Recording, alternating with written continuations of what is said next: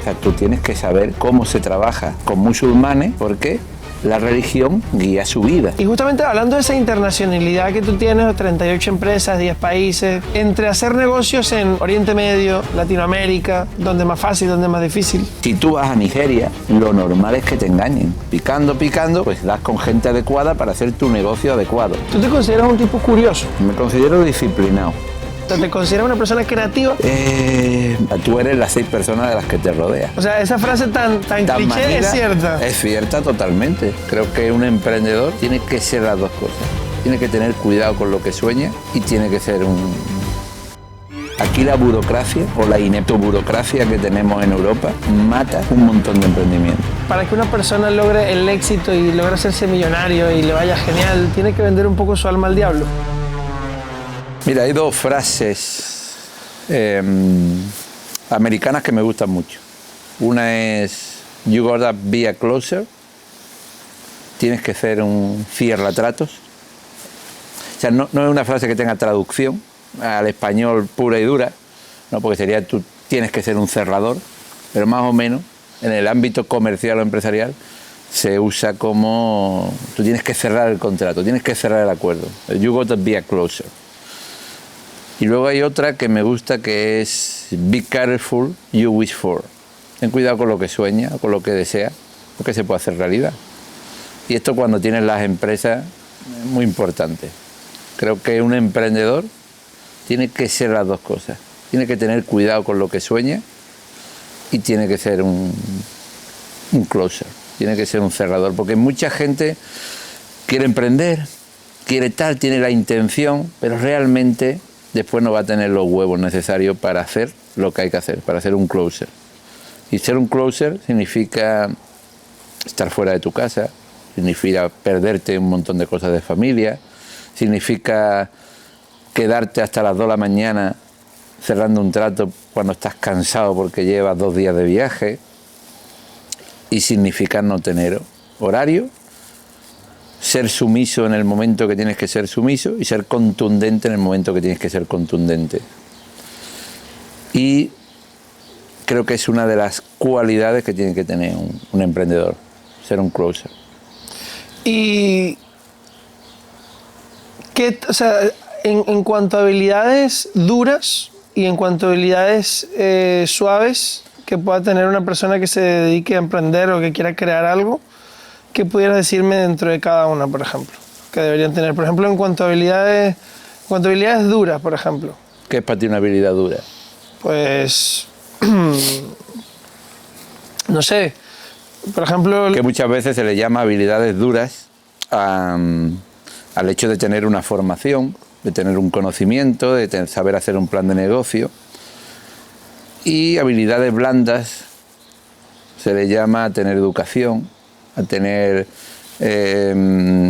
quedarte con el nombre de la persona, decir hola, adiós, por favor, gracias y sonreír. Y para mí estas son casi más importantes que las otras.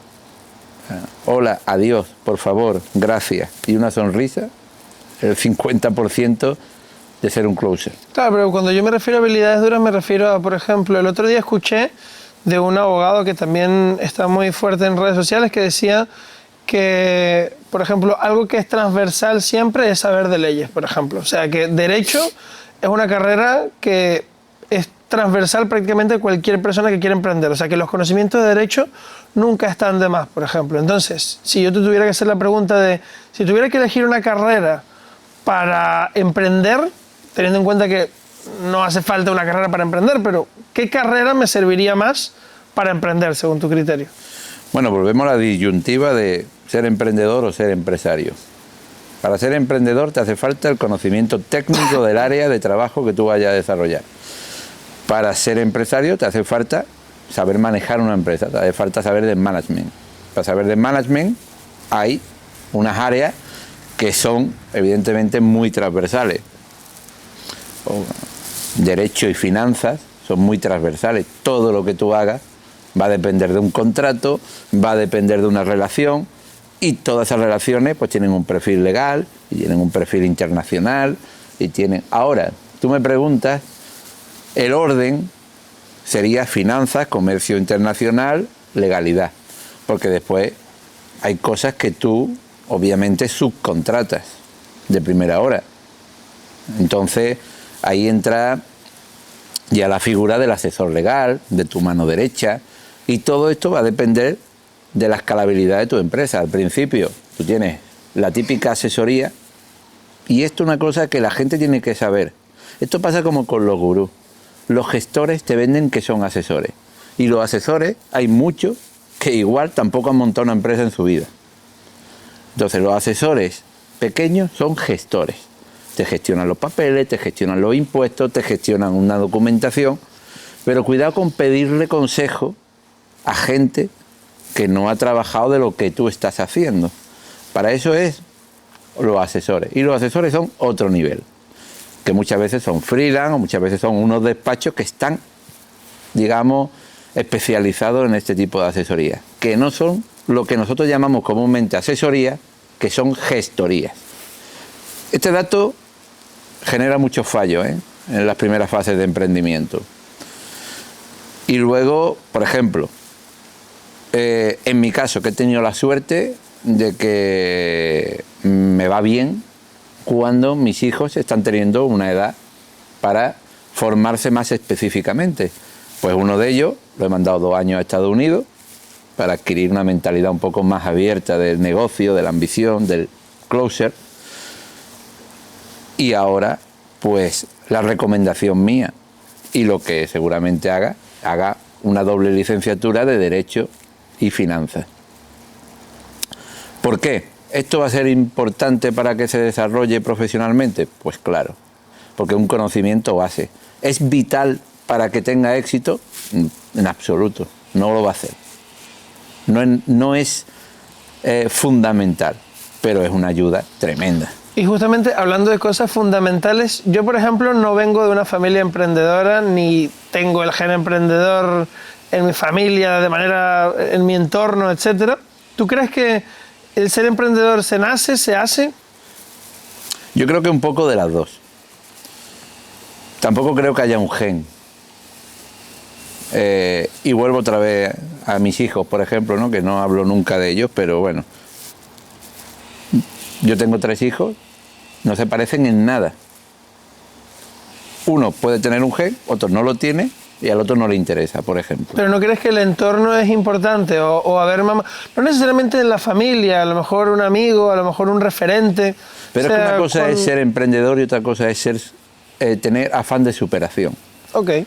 Y esto que ellos han mamado, todos mis fracasos y mis ruinas desde pequeños, por ejemplo, ese afán de superación, esa educación o esa adaptabilidad la tienen. Otra cosa es que 2 no quieren ser emprendedores porque tienen otra vocación diferente que es profesional y uno sí. Entonces no es algo que se herede, yo creo que es algo que tú sientes a la hora de querer crear proyectos y a la hora de querer ambicionar que el proyecto salga. Y eso obviamente en el mundo económico que nos encontramos te genera después un rendimiento económico. Por eso siempre digo que no hay que conseguir dinero, hay que conseguir clientes, hay que conseguir proyectos y el dinero vendrá. Entonces, ¿no crees que es, o sea, hasta qué punto el entorno, por ejemplo, a la hora de emprender, de crear empresas, hasta qué punto el entorno es importante, por ejemplo, a nivel de conseguir cosas y a nivel de mentalidad también, por ejemplo? No, el entorno no es importante, es fundamental. O sea, tú eres las 6 personas de las que te rodeas. O sea, esa frase tan cliché manida, es cierta. Es cierta totalmente. Bueno, es cierta nada más que tienes que ver. Cualquier ejemplo de gente, amigos que conozcamos, te lo va a ser literal. O sea, si tú tienes 6 amigos tatuados, se van a tatuar. Eso es malo, es bueno, no es ni malo ni bueno. Es un condicionante. Tienes 6 amigos que fuman, tú fumas. Si tienes 6 amigos que hagan tal, que jueguen a las cartas, tú juegas a las cartas. O sea, no tiene nada que ver. Si tú tienes 6 amigos en un entorno de emprendimiento, tú vas a emprender seguramente o te vas a unir con ellos. Luego después habrá o no, pero... ¿Y tú, por ejemplo, O sea, yo, por ejemplo, vengo de otro país con circunstancias distintas, con un contexto más o menos difícil, etc. Una persona que viene de un entorno familiar, social, país, etcétera, complicado, no tiene en su entorno inmediato nadie más allá de emprendedor con gente de superación, las ganas de superarse, por ejemplo. Consejos prácticos o una forma de decir, mira, puedes crear tu propio entorno, puedes juntarte con estas 6 personas, cómo salir de ese hueco en el que por circunstancias de la vida pues no tiene un entorno positivo. ¿Cómo uno puede crear ese propio entorno positivo? ¿De dónde empieza eso? Bueno, a ver, primero depende del país donde estés. Hay países donde el entorno es más difícil y hay países, en Europa generalmente buscar el entorno es muy fácil. Primero hay muchas pseudoayudas, porque las ayudas están muy mal orientadas, porque quien crea las ayudas y las hace no ha emprendido normalmente nunca y no sabe ni lo que es una empresa, ni ha pagado nunca a un trabajador, etcétera, ¿no? Ese es otro tema. En cambio, sí hay muchos nichos de ayuda al emprendimiento. Y si tú los quieres, lo encuentras y lo buscas. Mira, hay una cantante que se llama Buika, creo. Concha Buika. Que hay un reel muy famoso de ella que dice, coño, nosotros sabemos lo que tenemos que hacer. No lo haces porque no quieres. A que si tú quieres dejar de fumar, sabes lo que tienes que hacer. Si quieres adelgazar, a que sabes lo que tienes que hacer. No lo haces porque no tienes la capacidad de fuerza de voluntad necesaria, porque automáticamente tú mismo te pones tu freno, pero tú sabes lo que hay que hacer. Y si yo quiero emprender, yo me voy a polos de emprendimiento, a centros de negocio, me intento juntar con la águila, que son como el punto a donde yo quiero mirar, ¿no? Pero me lo paso mejor nadando con los patos. ¿Por qué? Porque requiere menos esfuerzo. Y emprender requiere muchísimo esfuerzo. Y dijimos en un contexto así europeo, evidentemente que es el que conoces, pero... No, conozco muchos contextos. Bueno, es verdad, bueno, claro, pero bueno, el que naciste, ¿no? Pero justamente hablando de eso, todos esos contextos que conoces,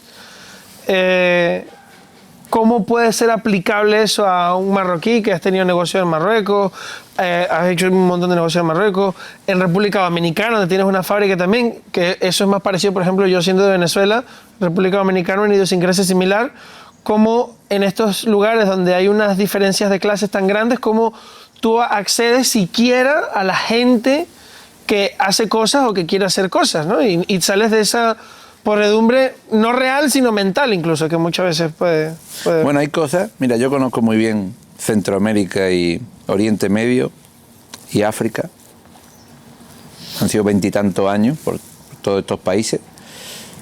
Y te puedo decir que hay cosas que son más fáciles o más difíciles. Aquí la burocracia o la ineptoburocracia que tenemos en Europa mata un montón de emprendimientos. Mata las ganas y mata los tiempos. Cosa que en otros países no las tienes. Es más fácil empezar a negociar y a empezar a ingresar. Eso es mucho más fácil, fíjate, en países que están, como se dice ahora, en vías de desarrollo, ¿no? Mientras que en España todo es mucho más complicado. Claro, pero bueno, también está el tema de la seguridad y tal. Claro, pero donde siempre hay, donde hay siempre más calamidades, donde se generan más oportunidades. Lo que tienes que estar es vivo para hacerlas. Obviamente el entorno es más difícil porque se genera menos educación, mucha menos educación financiera y hay más coactividad y coercibilidad. Y esto, obviamente, claro, genera menos nicho de emprendimiento. A la vista está, porque el emprendimiento y la empresa es lo que crea la riqueza. Si tú la cortas, se crea menos riqueza. Y probablemente sea uno de los grandes motivos por lo que muchísimos países no tienen o no afrontan esa riqueza, porque no tienen un nicho de emprendimiento o de empresa que sea favorable y que después determine el rumbo de esos países. Pero también entra factores como la seguridad jurídica, los gobernantes, tal. En fin. al final, y luego cuando tú te acostumbras a una forma de hacer, acostumbras tu vida y tu felicidad a esa forma de hacer. Por eso el alzamiento de líderes potentes ahora en muchos países del mundo. Porque al final la gente necesita a alguien que lo guíe. Porque en el fondo somos borregos. Aunque todo el mundo quiera ser líder y se ponga un podcast, en el fondo la mayoría de la gente son borregos que necesitan un pastor. Pero no borregos en el mal sentido. Simplemente que son seguidores. Y pastores hay pocos. Entonces cuando tú en determinados países notas que no hay pastor, o porque los pastores se están peleando entre ellos, o porque directamente un pastor se ha huido, o porque se ha vuelto loco, cuando la gente determina que no hay pastor, va buscando esa figura. Yo una vez Y cuando se alza un pastor potente, la gente lo prefiere antes que el que desearía. Prefiere ese pastor potente que lo guíe que otro que desearía. Y ahí tienes ejemplos como Bukele, o bueno, muchos ejemplos que están ahora en Chile también, ¿no? Cast. ¿Dónde está? Bueno, y también los ha habido del otro lado. Porque también, por supuesto. O sea, por ejemplo, supuesto. yo viniendo de Venezuela, Chávez podrá hacer lo que sea, pero era un perfil extremadamente carismático y extremadamente potente, ¿no? Más allá de las consecuencias que haya podido tener eso. Y justamente hablando de esa internacionalidad que tú tienes, 38 empresas, 10 países, toda esta historia, si pudieras definirme las diferencias, por ejemplo, entre hacer negocios en Oriente Medio, Latinoamérica, Europa, Estados Unidos, ¿cuáles son las diferencias entre unos tipos de empresarios, la mentalidad, dónde es más fácil, dónde es más difícil? No es ni fácil ni difícil, es totalmente diferente. Las personas, el trato personal, no te creas que cambia mucho más. Mira, hay una cosa muy transversal, que es el comercio internacional. Lo que tú estudias de comercio internacional te sirve prácticamente en todos los países. Más o menos todo se guía, porque al final somos un mundo globalizado que necesitamos una misma normativa de logística. Y esta parte, por eso a mí me gusta que las empresas se internacionalicen muy rápido, y para eso tú tienes que tener conocimiento de comercio internacional. Y te va a servir prácticamente en todos los países, quitando después salvedades que tiene cada país en su aduana y tal. Pero, por ejemplo, con los árabes, los tiempos. Los tiempos, el trato educado, los perfiles familiares. O sea, tú tienes que saber cómo se trabaja con musulmanes, porque la religión guía su vida. Entonces tú tienes que saber un poco cómo lleva la vida un musulmán, qué es lo más importante para él, y esto afecta muchísimo a los negocios. Cuando tú esa parte la controlas más o menos, te es mucho más fácil, ¿no? Entrar en la cabeza, en la familia, y en la parte más personal, porque muchos negocios se hacen con sentimiento en muchos de estos países. Por ejemplo, en el África Negra... Y antes de que sigas con el África Negra, ¿y qué es lo más difícil de hacer negocios con un árabe, por ejemplo? Para ti, viniendo donde tú vienes, con la cultura que tú tienes. Bueno, nosotros tenemos una cultura más acelerada, entonces lo más difícil es adaptarte a sus tiempos. Ellos manejan el tiempo. De hecho, cuando tú entras en la parte... O sea, cuando hablamos de África, la parte, digamos, del Magreb y el África Negra o el África media, ¿no? Subsahariana. Sí, subsahariana, ¿no? Podemos hablarlo así. En la parte del Magreb, los tiempos y la religión son súper importantes. Con lo cual, esto es un condicionante diferente al de el África subsahariana, que ahí es determinante el tiempo y hablar con la persona adecuada. Si no hablas con la persona adecuada, da igual que estés allí un mes, 2 meses, no vas a conseguir nada. O sea, que hay un tema con las jerarquías de poder, o sea... Tema total. Pero es que al contrario también. O sea, no sirve de nada que yo, para cerrar un trato en Senegal o en Nigeria, yo mande a mi director X. No van a hablar con él, van a hablar conmigo. Y si no, no se va a hacer el negocio. Sí, un tema como medio de caciquismo, tipo líderes con líderes. Sí, es un tema muy... Pero bueno, no te creas tú que en las multinacionales es algo diferente. O sea, si tú eres el director comercial de tu empresa, tú no vas a hablar con el CEO de Nestlé, nunca. Tú hablas con tu... Pero esto se lleva a un tema familiar o se lleva a un tema más empresarial pequeño en determinados países. Okay. Y luego tienes que tener mucho cuidado porque nosotros, como estamos más desarrollados industrialmente, nos creemos equivocadamente que somos más listos. Y es todo lo contrario. Ellos son muy vivos, muy vivos. Ganan el dinero día a día y hacen su negocio día a día. Entonces, no existe el largo plazo, mientras que para nosotros siempre vemos a largo plazo. Oye, invierte en mí que después vamos... No, esto no existe. Todo es cortoplacista. ¿Y eso es bueno o malo?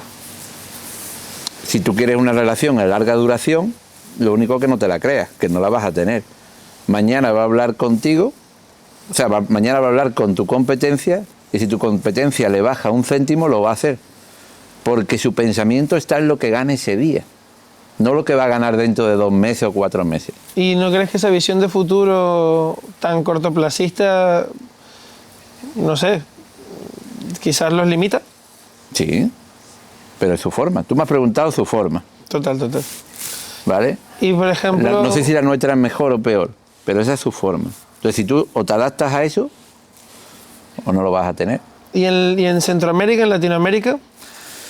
No sé si podríamos definirlo por países, que creo que estaría guay. No, hombre, por países es complicado. Por ejemplo, en México. ¿Cómo es hacer negocios en México? Mira, México hay gente que trabaja muchísimo y gente que trabaja poquísimo. Entonces tienes que tener también mucho cuidado. Y luego, es que no se puede generalizar. Bueno, según tu experiencia. Yo he tenido experiencias en México muy buenas y muy malas. Ninguna con seguridad ni nada, simplemente con socios que o que no han tenido un foco, digamos, en la compañía que estábamos creando, ¿no? Y luego es algo que sí se da en Centroamérica y que no se da en África ni en los países árabes, que es como el ilusionismo, ¿no? En Centroamérica yo noto que la gente tiene mucha ilusión y vive mucho de ciertas ilusiones, ¿no? Ahí hay un largoplacismo demasiado avanzado. No sé si me estoy explicando.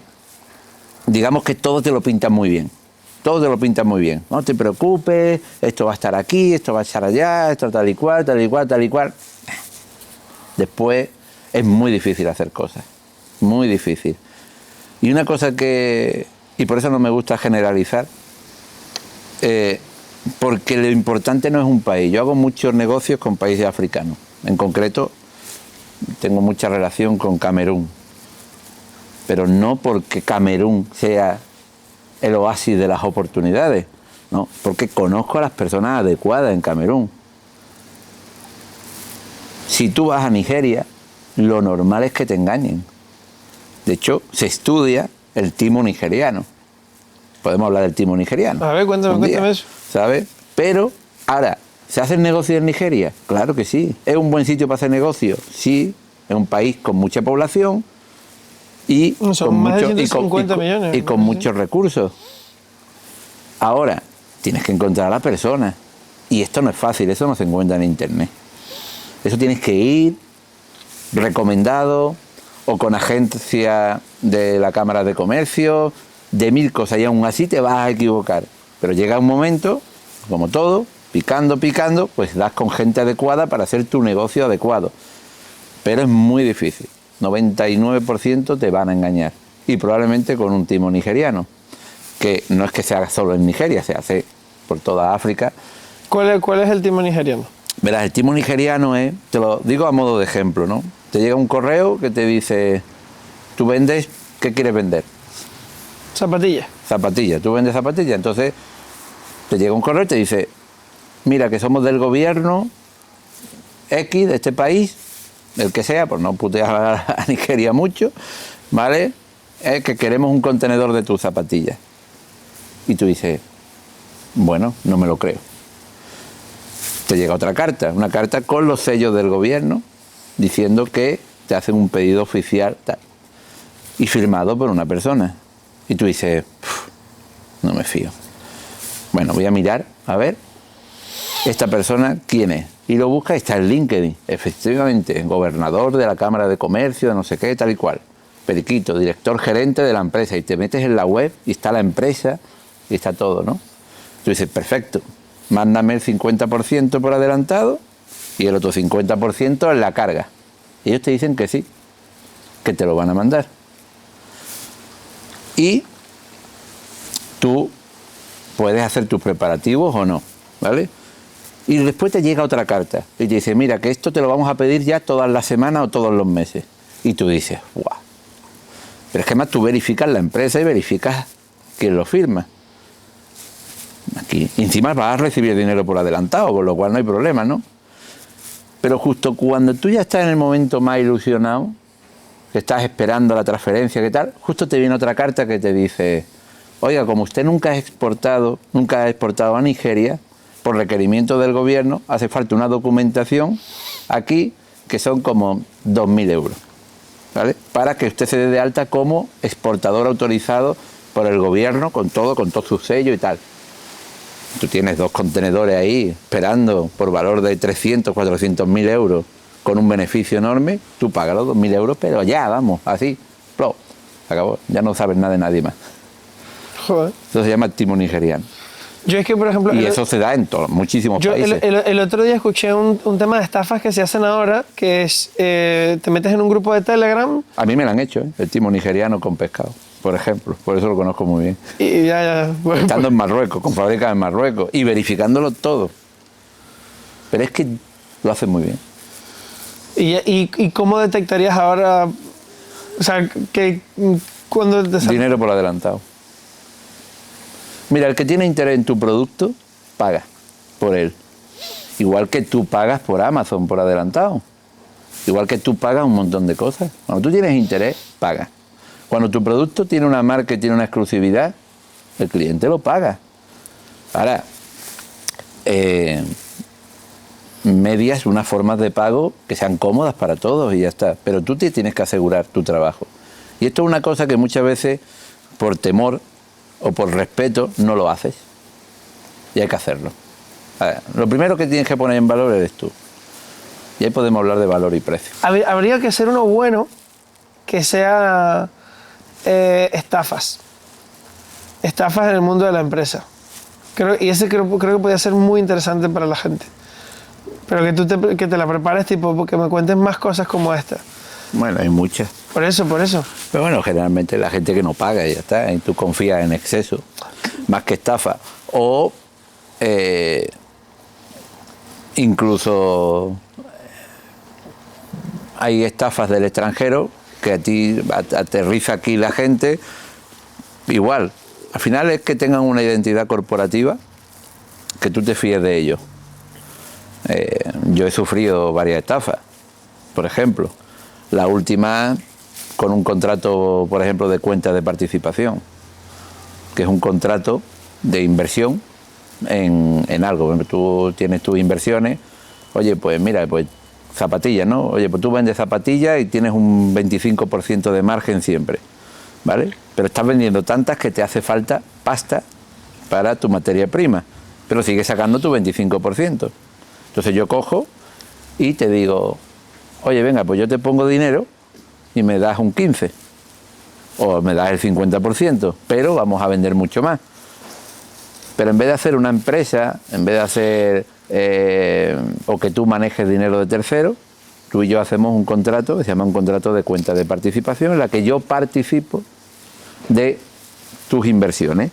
Es más, en el contrato no tienes que poner ni que son zapatillas ni nada. Yo confío en ti, te doy dinero y tú me das un rendimiento. Y eso queda estipulado en el contrato.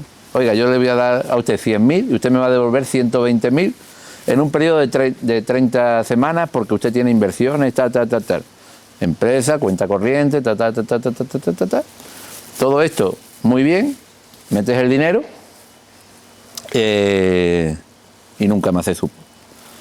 Cuando vamos a verificar la cuenta bancaria había cerrado y el tipo ya no estaba en España. ¿Qué otro tipo de culturas te has enfrentado a la hora de hacer negocio? Y que podamos decir algo interesante. A ver, en todos los países se puede hacer negocio. El problema son las personas y elegir bien a las personas. Entonces, cuando alguien, como yo, que soy una persona confiada extremadamente, y esto me ha llevado a cosas muy buenas y a otras muy malas, pues tienes palos. Cuando eres extremadamente desconfiado, es difícil que hagas negocio. Y el poco que hagas, pues oye, por lo mejor aciertas.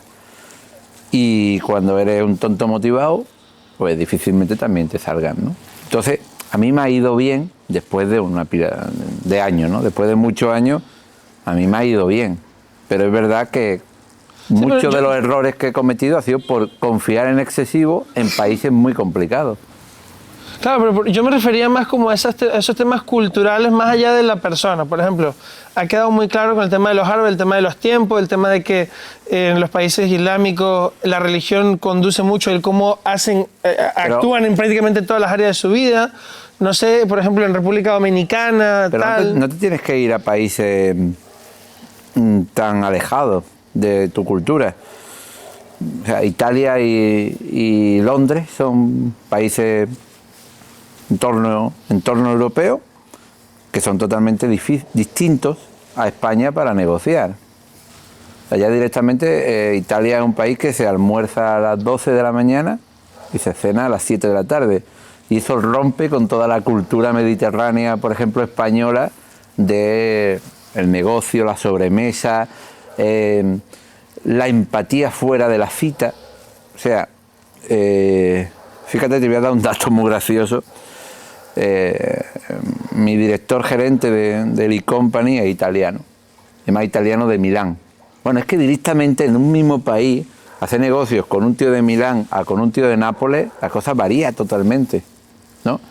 Y yo creo que en España igual, no es lo mismo hacer negocios con un andaluz que con un tipo del País Vasco.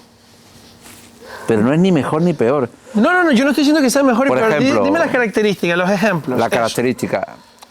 O sea, con un vasco no puedes entrar con bromas. Y te va a costar mucho entrar en empatizar con la persona. Pero después, el negocio es mucho más fiable. Coincido. Con un andaluz, con un murciano, el negocio es como más fácil de empezar, pero a la larga se genera más desconfianza, porque no has curtido un lazo fuerte. Yo vendo mucho en País Vasco, en Cataluña, y, por ejemplo, ahí no tengo apenas problemas ni de impagos, ni de problemas en general, ¿no? Cuando cierras un contrato, lo cierras. Entonces, la cosa es cerrarlo. La cosa es cerrarlo. Aquí es muy fácil cerrar un contrato, pero también muy fácil que se te vaya al traste. Yo es que, mira, por ejemplo, yo trabajé una vez de teleoperador, vendiendo por teléfono. Y siempre que me atendía un andaluz o un canario, por ejemplo, ay, no sé qué, o sea, la mayoría, no la mayoría, pero eran por lo general más amables, te decían, llámame después, llámame cuando quieras, tal, no sé qué, y luego no te cogían el teléfono. En cambio, siempre que me cogía un vasco, particularmente, los gallegos también, pero sobre todo los vascos, difíciles, muy difíciles, eran los más difíciles de venderles. Pero si el vasco te decía, porque una de las cosas que te dicen cuando llamas por teléfono y vendes, es que tú no puedes reagendar para otro día. ¿Por qué? Porque es algo muy voluble y no te van a contestar. Pero los únicos que te daban esa confianza siempre eran los vascos. Si un vasco te decía, no, es que lo tengo que consultar con tal, llama mañana a las 12, y el vasco te cogía el teléfono y ya ahí salía o no salía el negocio. Pero, no sé, también cuando yo, por ejemplo, a la hora de relacionarse, era como siempre, en cuanto a hacer amistades o relaciones, siempre es como, cuando tú sales de fiesta con un grupo de andaluces, te vas a llevar bien con todos. Pero al día siguiente, pues quizá no vas a tener contacto con prácticamente ninguno. En cambio, acceder ¿Pero son malos? No, son distintos. Es que somos más simpáticos. Por eso. Es que es distinto. En cambio, llegarle a uno del norte, entrar en su círculo es súper complicado, Sí, una vez que entras es amigo tuyo para toda la vida. Eso es así. Pero eso no quiere decir... o sea, los andaluces lo que no somos es bordes de primera hora, en general. Hay andaluces bordes. De hecho, los granadinos son muy famosos por ser bordes, ¿no? Ahora, ¿lo son todos? No. ¿Es lo normal? No. Ahora, es normal que, por ejemplo, los malagueños y los gaditanos, sobre todo, pues tienen, no sé si por salir de por estar en la calle más continuamente, por mil cosas, somos como mucho más abiertos. Pero ¿qué es ser abierto? ¿Ser abierto es que voy a ser tu amigo toda tu vida? No. Simplemente que voy a ser agradable, que si me pides una dirección, si vamos a tomar una cerveza porque eres el familiar de este, oye, atiende a mi familia que va un día allí y te portas fantásticamente con él, pues esta es nuestra condición. Ahora, ¿esto quiere decir que seamos muy amigos? No. ¿Esto quiere decir que te voy a llamar pasado mañana o te voy a llamar? No. Pero en el rato que estamos juntos, yo soy como si fuera tu amigo. O sea, soy abierto, soy simpático y soy agradable porque es mi condición de serlo. Y yo creo que es una condición que tenemos aquí en el sur. Justamente hablando del tema cultural, del tema... ¿Sientes que las nuevas generaciones, yo que soy joven todavía, sientes que las nuevas generaciones, qué diferencias hay? ¿Qué ves malo? ¿Qué ves bueno respecto a la hora de hacer negocio, a la hora de... ¿Qué sientes que es positivo de las nuevas generaciones y negativo de las nuevas generaciones? Positivo, que creo que se adaptan mejor a cualquier cambio que haya.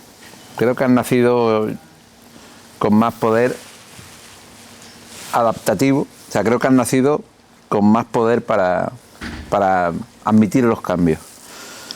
Malo, que están atontados. ¿Por qué dicen que estamos atontados? Estáis atontados porque la vivacidad, y no desde el punto de vista, o mejor dicho, desde un punto de vista de acercamiento a las personas, de generar negocios, de generar oportunidades, creo que en general, quitando que hay gente joven que son unos cracks, y que además, normalmente los que están en el entorno del emprendimiento más, todavía, porque son gente que tiene esa ambición, y eso le hace resaltar del resto. Pero el problema es que están atontados y no es culpa de ellos. Es culpa de mi generación, no de la tuya. A ver, explícate eso.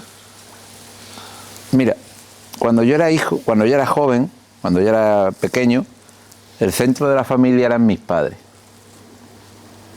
El respeto a mi madre, la obediencia a mi padre y a mi madre, y cuando llegaba el fin de semana se hacía lo que querían ellos, o lo que ellos veían bien. En la tele se veía lo que querían ellos y tú eras un miembro de la familia, pequeño, y como eras el miembro pequeño, era el que menos derechos tenía, ¿no?, entre comillas. Esto ahora no se puede ni entender. El niño, en la generación vuestra, se convierte en el centro de la familia. Los fines de semana, lo que diga el niño. En la tele, lo que ponga el niño. Niño, recoge los juguetitos. Ay, no, es que no puedo. Venga, a recoger, a ordenar cada cosa en su lugar. ¡Pum! El juguete a la cara. Ay, qué mal no estamos portando hoy, ¿eh? Al final recoges tú los juguetes. Y al niño lo castigas o hace... No, lo castigas, pues vaya que tener un trauma infantil, vaya que seas un maltratador, no le vayas a cuidar a tocar. Cuando ese niño tiene 16, 17 años, se cree que la vida es fácil. Se le han dado todo hecho. Y cuando sale a la calle y se encuentra con la cantidad de cabrones que hay en la calle, buscándose su vida y su negocio, y con la cantidad de luchadores que hay en la calle, está desarmado. Está desarmado. Tú comparas a un chaval con 18 años de México, de Venezuela, de Marruecos, le da 20 vueltas. Tiene 1000 veces más calles, porque es que además los educan mal educados. No te saludan en un ascensor, no te saludan al entrar o salir de un edificio. Nada más que tienes que ver los selfies que ves, todo es así, con cara de serio, como si fueran los matones de algo. Esto te quita muchos puntos en la calle. Quedan muy chulos, quedan muy guapos, muy guay. Esto te quita muchos puntos en la calle, a la hora de negociar, a la hora de empatizar. No empatizan porque no saben empatizar. Porque como han sido niños consentidos, no saben, no tienen armas para empatizar. A algunos les da vergüenza hasta, ya no te digo salir de viaje o pedir una simple algo en un comercio. Pero ¿no crees que puede haber un término medio? Porque quizás lo de antes, más que traumatizante, era un poco anular el individuo, tal. Al final también sé que se crean muchas personas o que repiten esos patrones de autoritarismo muy fuertes, o al revés, que tienen miedo a expresar. Yo no he dicho que sean autoritarismos muy fuertes. ¿Yo he dicho eso? No, pero esa ha sido más mi opinión. Vale, tu opinión, porque tú estás en esta generación. Pero pero yo estoy a favor. Yo nunca lo he visto lo he visto como respeto y lo he visto como un miembro más de mi familia y no he notado autoritarismo. Además, he amado a mis padres profundamente y muy orgulloso de ellos.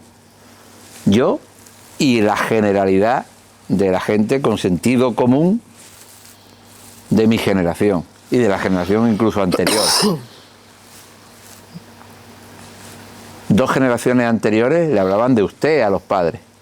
Bueno, en mi país le hablamos de usted a la gente. A mí eso es una cosa que me chocó mucho cuando llegué aquí. Bueno, pero esto es un tema cultural o pero de también cada país. Bueno, es cultural, pero también es una cuestión del respeto. Por ejemplo, en el colegio, el profesor siempre, que los colegios aquí antiguos también lo tienen, tiene como una especie de no sé cómo decirlo, ¿sí? Como de está subido para que el profesor sea el protagonista, por ejemplo, y aquí es como el mismo nivel. Aquí antes era así, pero esto ha sido todas estas políticas idiotas que se han ido de las manos, donde hemos malentendido la igualdad. Y un alumno no es igual que un profesor. Y en el momento que el profesor pierde la autoridad y pierde el liderazgo, y precisamente los padres de ese alumno son los que... Bueno, te voy a poner un ejemplo muy... O sea, si a mi padre le llamaba un profesor, ¿sabes?, para quejarse de mí, o sea, yo no veía la luz del día en semana. O sea, había un castigo. Si ahora un profesor se queja a un alumno, el padre va a putear al profesor.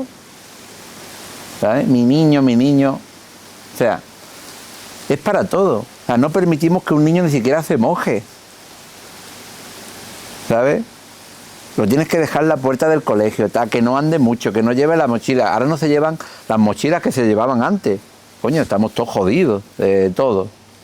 Ahora no, ahora que la ruedecita que no pese más de no sé qué. Hacemos débiles, hacemos gente débil. Gente que no carga peso, que no atiende una orden, que no tiene líderes. Pero yo creo que al final es un péndulo, por eso también en la hay una corriente ahora en la juventud que están volviendo a valores tradicionales, porque creo que más allá de la opinión que podamos tener, ha habido una liberalización tan grande que hasta las propias nuevas generaciones dicen, ey, y es como un péndulo que ahora está volviendo a... Estamos de acuerdo. ¿Ves? En esto estamos de acuerdo. El problema es que como no sabemos y tenemos menos cultura que antes, ¿sabes?, ese péndulo vuelve con más fuerza. Claro. Es que a eso es lo que yo me quería referir antes. Y ahí también nos equivocamos. Claro, eso es lo que yo me quería referir antes, de cuál es el equilibrio y también un poco de hacer autocrítica a esos modelos de antaño e intentar crear, que no tiene que ser blanco o negro, podemos hacer un gris. Bueno, ahí lo ves en la política, los extremos. O sea, somos un país que le gusta vivir bien, que le gusta estar en la calle, que le gusta... que hemos arrastrado durante muchísimos años una clase media que se está perdiendo y que eso se deriva en políticas de centro, me da igual que sea centro-izquierda, centro-derecha, pero al final es más o menos lo mismo.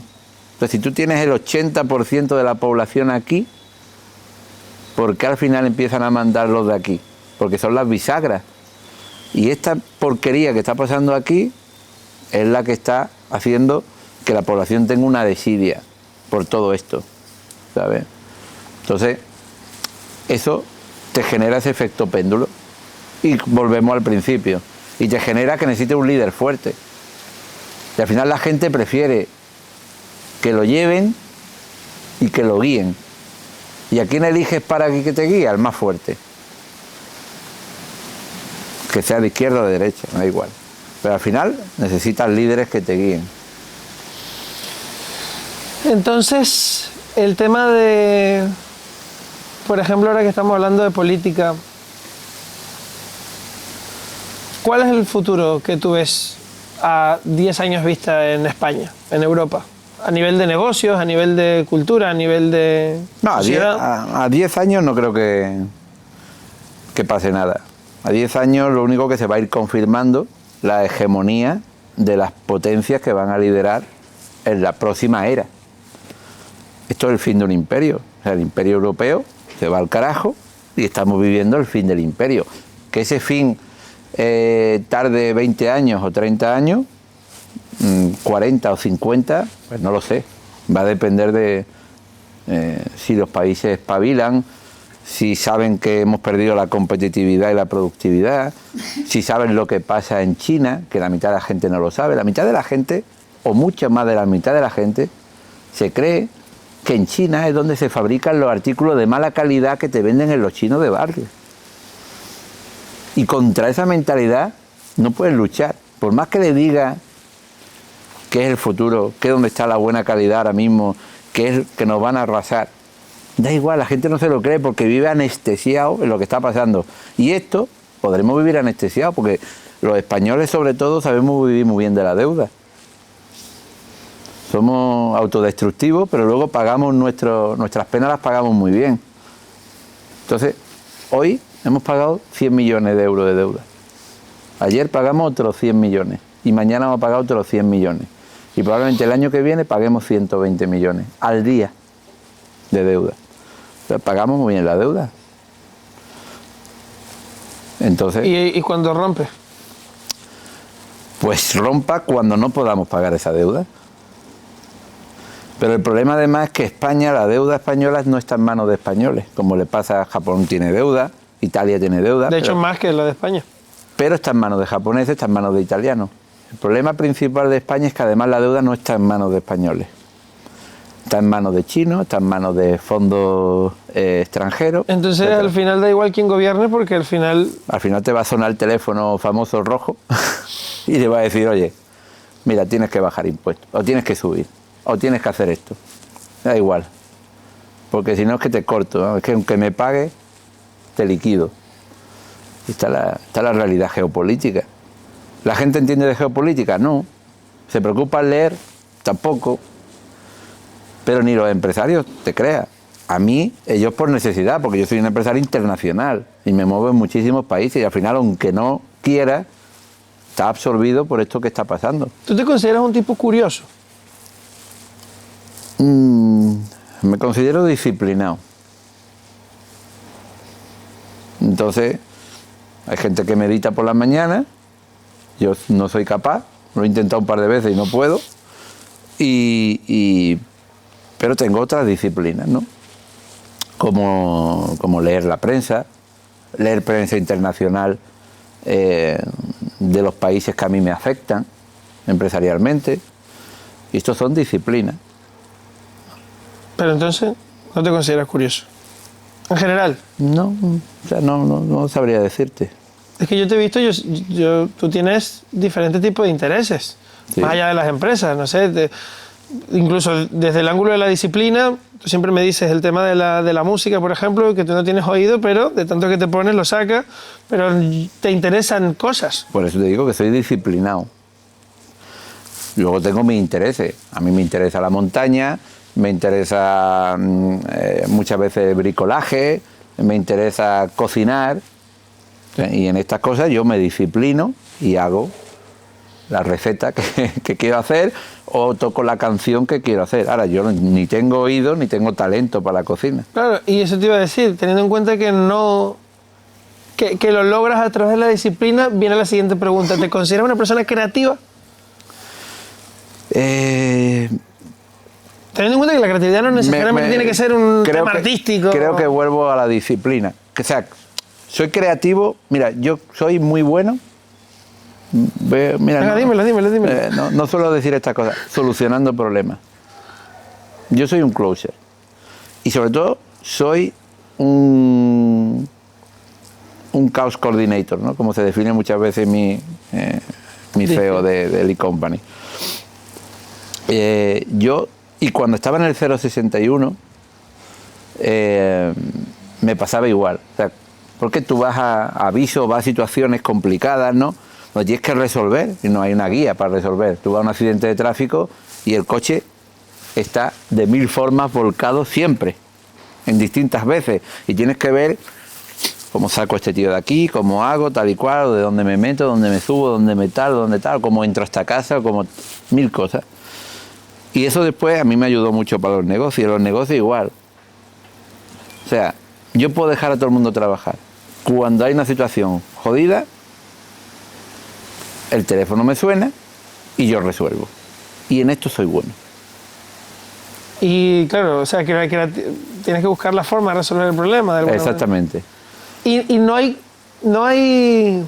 ¿Cuáles son las 3 claves? Pero no hay una manera de estandarizar ese tipo de resolución de problemas, me refiero. Por ejemplo, primero, párate y observa, cosas de ese estilo. O sea, no de tantos problemas que he resuelto, de tantas cosas que tal, ¿no has encontrado algún patrón a la hora de, mira, cuando suele ser este tipo de cosas, por ejemplo, de socios, lo primero es X, o no sé? Ahí siempre manda la experiencia. Esto es una visión de cono. Cuando tú llevas 2 años en empresa, tu visión es esta.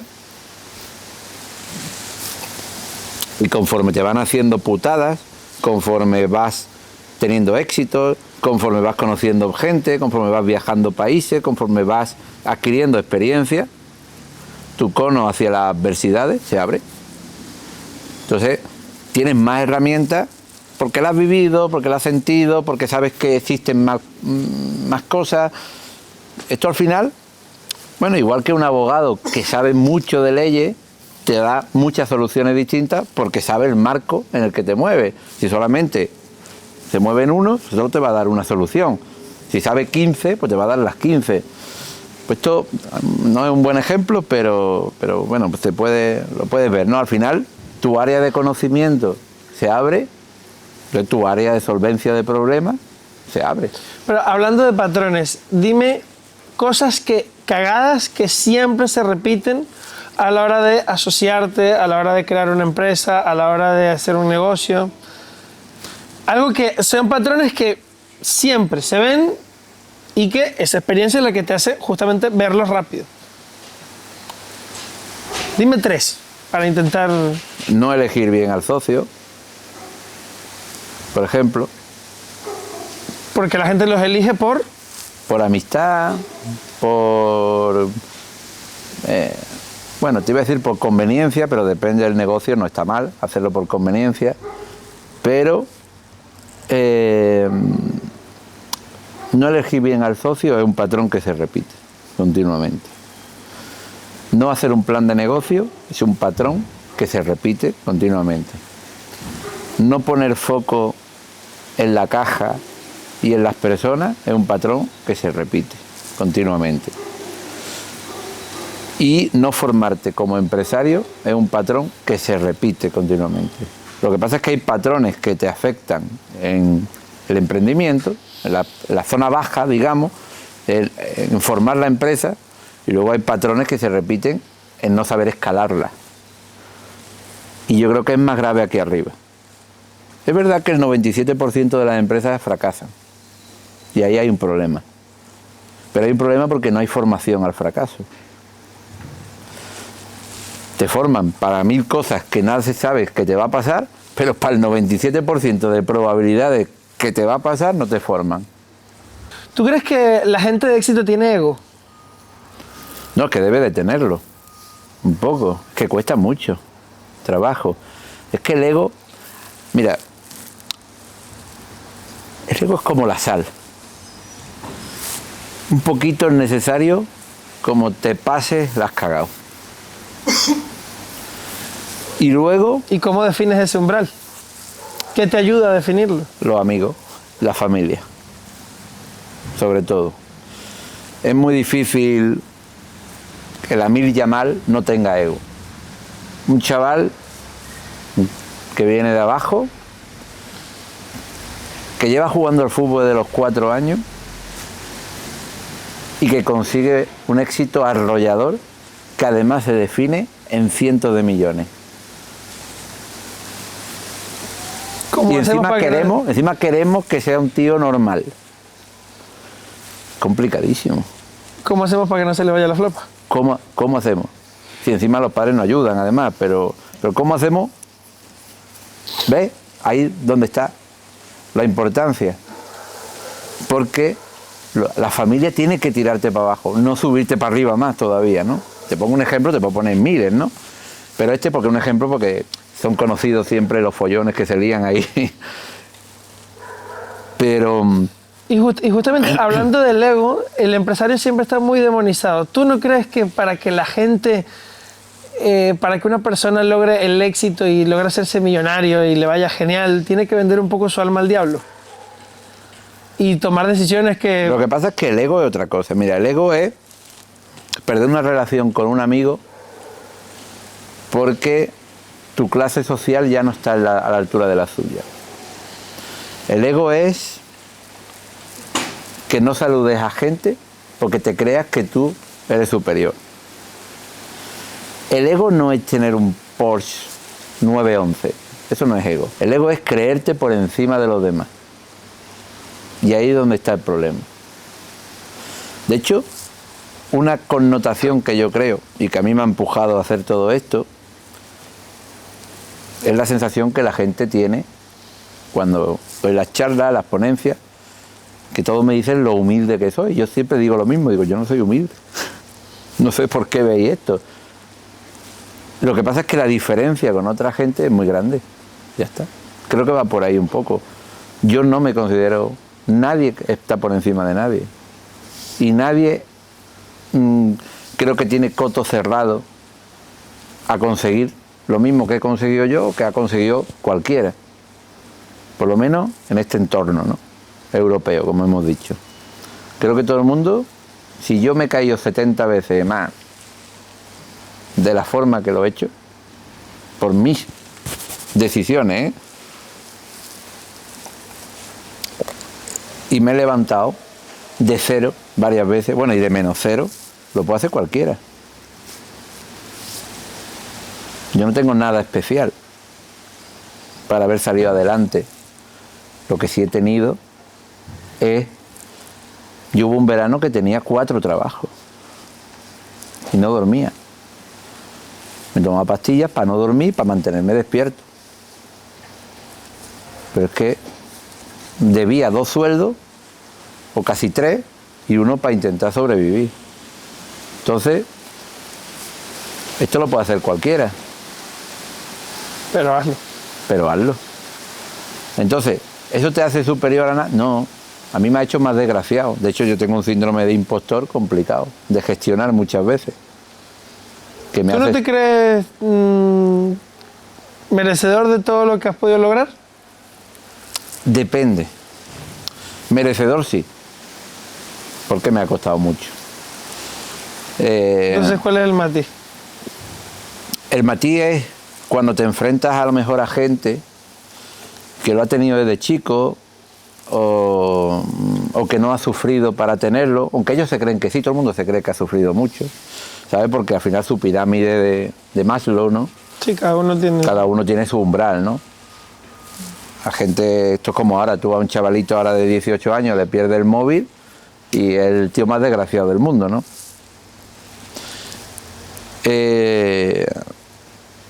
Pero este síndrome de impostor muchas veces te hace que cuando estás cerca de gente que no ha sufrido tanto, gracias, por suerte, ¿no? Que no hay que sufrir. Yo no quiero, de hecho por eso estamos haciendo estas cosas, porque yo no quiero que la gente, o sea, es como dar a la gente, y sobre todo a los emprendedores y a los empresarios, que no tengan que pasar por cosas que yo pasé, tan duras, ¿no? Pero ¿no crees que son esas mismas cosas las que te hacen ser como eres? Es que yo no quiero vanagloriar el sufrimiento. En Latinoamérica también tenemos un tema de que una veneración a la gente que sufre, y hasta en las telenovelas se ve la madre sufridora, madre soltera, y siempre es como que esa gente al final es mejor persona, ¿no? No. Tampoco quiero llegar a ese punto, pero es verdad que ese sufrimiento, o mejor dicho, el haber superado ese sufrimiento es lo que muchas veces te da esas herramientas que tienes, ¿no?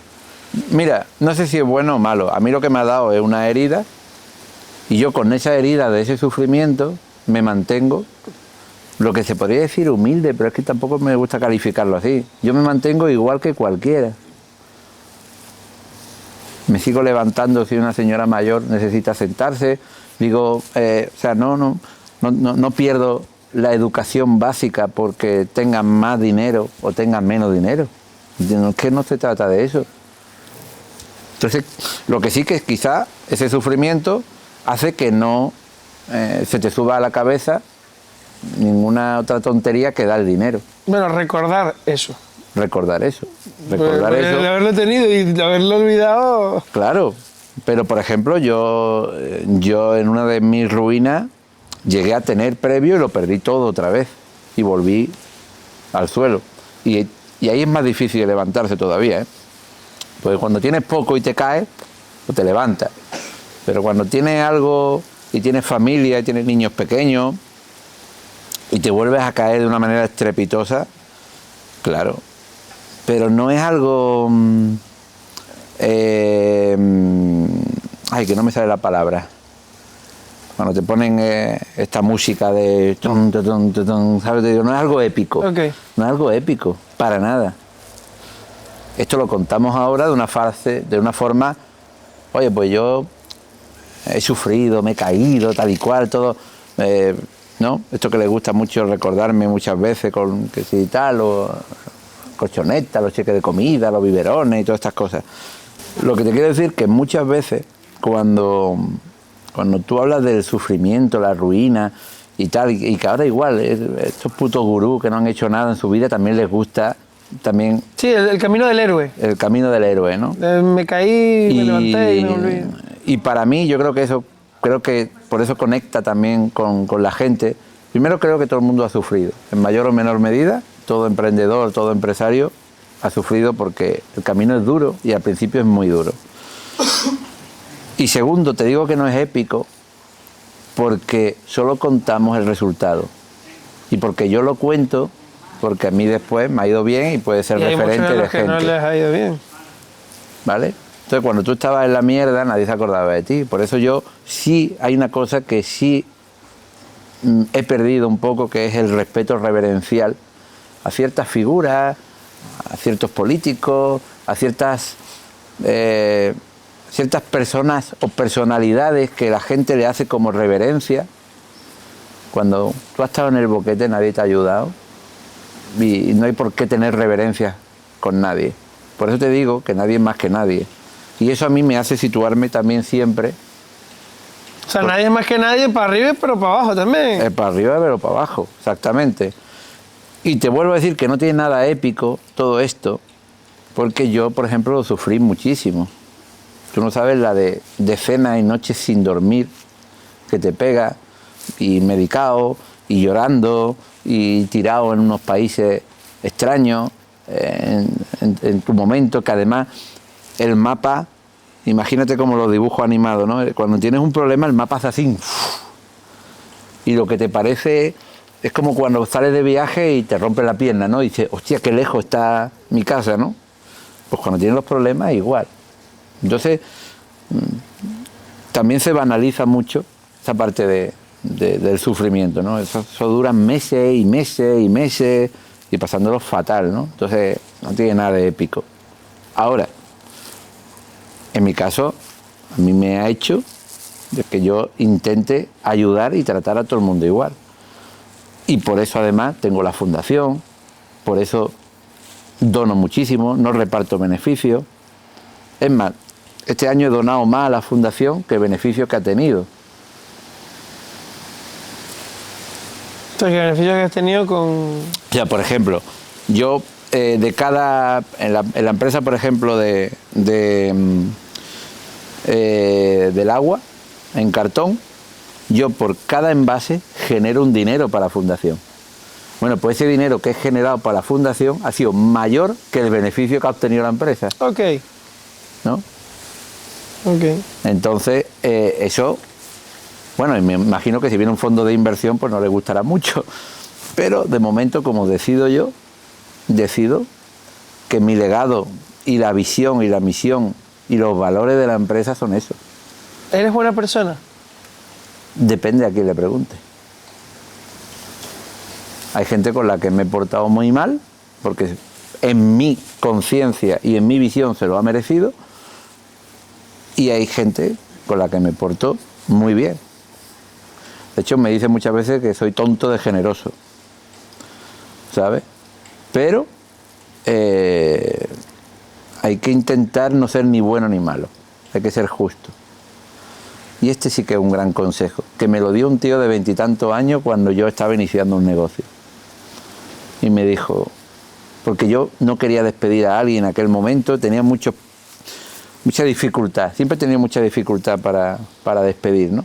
Aunque sé que hay que hacerlo rápido y sí, la teoría la sé. Contrata lento y despide rápido. Exactamente. La teoría la sé y la intento trasladar. Pero una de las cosas buenas que tiene mi posición actual es que no contrato ni despido a nadie, solamente a los altos directivos, y eso va en el sueldo. Al final son cargos de confianza que saben que no van a estar muchísimo tiempo, o sí, pero que va en su sueldo va que tienen una responsabilidad tremenda y que si fallan, saben las consecuencias del fallo. Pero no es lo mismo la gente que vive de su sueldo o que depende de su subsistencia de su sueldo. Con eso siempre he tenido grandes dificultades, ¿no? para despedir. Y me acuerdo de este chaval, de uno que me hizo una putada, y me acuerdo que este chaval, que estaba llevando en aquel momento administración, me decía, dice, Curro, que no hay que ser ni bueno ni malo, hay que ser justo. No, pero ¿qué es la justicia? A ver. Llevándolo a la práctica, digo. Bueno, a ver, las condiciones, da igual que sean laborales o sean con los negocios, o sea, tenemos una forma de hacer las cosas y tenemos unos tratos implícitos. Si tú me robas o metes la mano en la caja o me dices que se te ha muerto tu abuela y te ven en la playa tomando cervecita y no tenías ni abuela y yo después te despido, yo no soy malo. ¿Quién es el malo? El que abusó de la confianza. Entonces, ¿qué es lo justo ahí? ¿Qué sería lo justo ahí? O sea, no lo hagas más. Si tú eres policía y tienes un compañero y vais a un servicio y hay un manojo de dinero en esa casa y ves que tu compañero lo coge, ¿qué es lo justo? ¿Qué es lo bueno? Que tú lo denuncies, que hables con él, que lo devuelva, que hagas la vista gorda. Estas son preguntas de examen de policía, del psicólogo. Digo, para que esté opositando al policía, ya sabe que una de estas le va a caer. ¿Y cuál es la correcta? Que vayan a medias. No hay una respuesta correcta. Hay una... Lo que hay es el proceso. Lo que hay es el modo en el que tú la respondas. Claro. El cómo llegas a la conclusión X. Lo más correcto sería decir, bueno, yo hablaría con él para que lo devolviera. Y si no se lo devuelve y se empeña en no devolverlo, pues tendría que dar parte. Entonces sería lo más correcto, ¿no? Ok. Soy buen compañero, pero en última instancia soy fiel a la institución. Exactamente. Ok. Eso sería el modo correcto. Tengo 25 años. Estoy emprendiendo por primera vez. Dame un consejo. ¿Sabes lo que pasa? Que estas putas preguntas son las de siempre. Estoy un poco harto de las preguntas. Da un consejo a los nuevos emprendedores. ¿Qué le dirías a tu yo de hace 20 años? ¿Sabes? No sé si estas preguntas que las sacáis de algún manual de preguntas sin respuesta. No, porque es la única forma, porque creemos que hay una fórmula, pero no hay una fórmula. Claro, exactamente. Esa es la respuesta, que os creéis que hay una fórmula. Y la fórmula es siempre la misma. Foco y esfuerzo. El consejo. Foco en la caja, foco en el proyecto y foco en las personas. Esas tres cosas. Foco en el proyecto, ¿cómo lo hago? Haciendo un plan de negocio. Viendo que mi proyecto tiene viabilidad real. Viendo que voy a poder conseguir clientes. Viendo que he estudiado todos los puntos del negocio. Mi buyer persona, la logística. No sirve de nada que yo tenga una idea maravillosa que me voy a traer ahora un casco que me lo pongo en la cabeza y me pela en 2 segundos. Y lo voy a petar. Pero si estoy fuera de mercado, si no conozco el precio, si no conozco la logística, y hay muchos negocios que se empiezan sin conocimiento. Entonces, foco en el proyecto. Luego, foco en la caja. La gente, yo esto lo he repetido muchas veces, cuando tú das un golpe de golf, yo no juego al golf, he intentado aprender, pero tampoco se me da bien. Bueno, pero con disciplina seguro que lo logras. Seguro. Pero sí me enseñaron una cosa, que el golpe de golf termina aquí arriba, no en la pelota. Cuando tú le das a la pelota, ahí no frenas el golpe lo frenas aquí, ¿sabes? Y esto entra en la tesorería. La gente adquiere, voy a montar un bar. ¿Cuánto me cuesta montar el bar? Me cuesta 30.000 euros. Error. El bar no te cuesta 30.000 euros. El bar te cuesta abrir la puerta a 30.000 euros. Pero tienes que subsistir 2-3 meses más. Tienes que tener capital de trabajo, tienes que provisionarte de cosas que no las has pensado porque el negocio, tú piensas una visión y cuando lo abres, te va dando vuelta de que tengo que quitar este donut porque no se vende el donut, pero se vende el croissant. Pues ahora me voy al croissant, el croissant es más caro, pero se vende más. Entonces... No, por eso yo a veces siento que muchas veces te empeñas en poner en el papel todo súper bonito. Claro. Y luego... Pero eso es engañarte a ti mismo. Entonces, este foco... Esto es mitad foco en el proyecto, pero también foco en la tesorería. Porque al final pides un préstamo o te dejan o consigues, tal, y luego foco en las personas. Tienes que elegir muy bien el socio y los primeros empleados, porque en las empresas pequeñas es vital, y cuidarlos. No hay cosa, no hay valor activo más importante que un buen empleado, o un buen colaborador, o una pijada, como tú la quieras llamar.